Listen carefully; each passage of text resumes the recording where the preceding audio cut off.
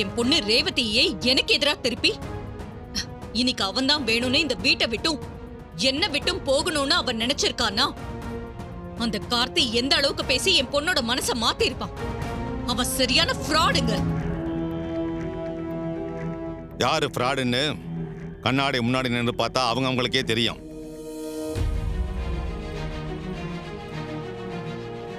அக்கா, மாமாவை பாத்தியா? ஜாட மாடையா அவர் நம்மளதான் ஃப்ராடுன்னு சொல்றாரு.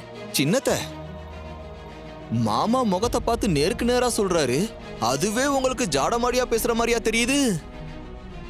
என்ன மாப்ள, பஞ்சாயத்துல நாங்க தோத்து போயிட்டோம்னு தெரிஞ்சுக்கிட்டு எங்களை நோகடிக்கணும் தானே இப்படி எல்லாம் பேசுறீங்க? மாமா, அத்தை சொன்னதை கேட்டீங்களா? பஞ்சாயத்துல அத்தையும் சின்னத்தையும் தோத்து போயிட்டாங்களா? போதும், நிறுத்துங்க. எதுக்காக நீங்க 2 பேரும் சிரிக்கிறீங்க? ஈஸ்வரி, நீ இந்த ஊருக்கே பஞ்சாயத்து தலைவியா இருக்க, ரேவதிக்கு அம்மா. இந்த 2 ஸ்தானத்திலையும் இருந்து உன்னால என் பொண்ணோட அன்பையோ இல்ல கார்த்தி மாப்பிள்ளையோட நியாயத்தையோ உன்னால புரிஞ்சுக்க முடியல. ஆனா உனக்கு தெரியாத ஏதோ ஒண்ணு பஞ்சாயத்துக்காரங்களுக்கு தெரிஞ்சிருக்கு. ஆனா நீ ஆணவத்தோட பொண்ணை பிரிச்சு கூட்டிட்டு வரணும்னு நினைச்ச. இப்ப நியாயத்துக்கு முன்னாடி தோத்து போய் வந்து நிக்கிற.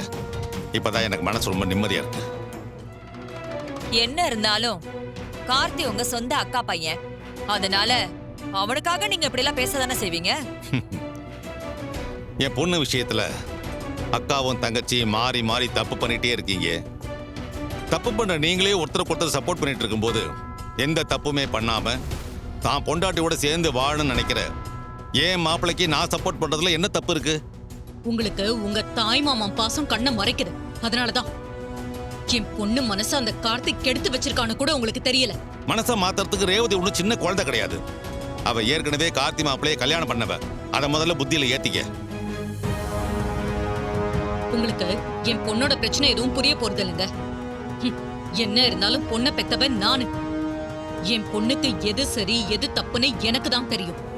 அதனாலதான் சொல்றேன், அந்த கார்த்தி நம்ம ரேவதிக்கு செட்டே ஆக மாட்டான். இன்னைக்கு இல்லைனாலும் என்னைக்காவது அந்த கார்த்தி யாரு, அவன் கேரக்டர் என்னன்னு என் பொண்ணுக்கு நான் புரிய வைப்பேன். ரேவதிக்கு அந்த கார்த்தி வேண்டான்னு நான் தூக்கி போட வைப்பேன்.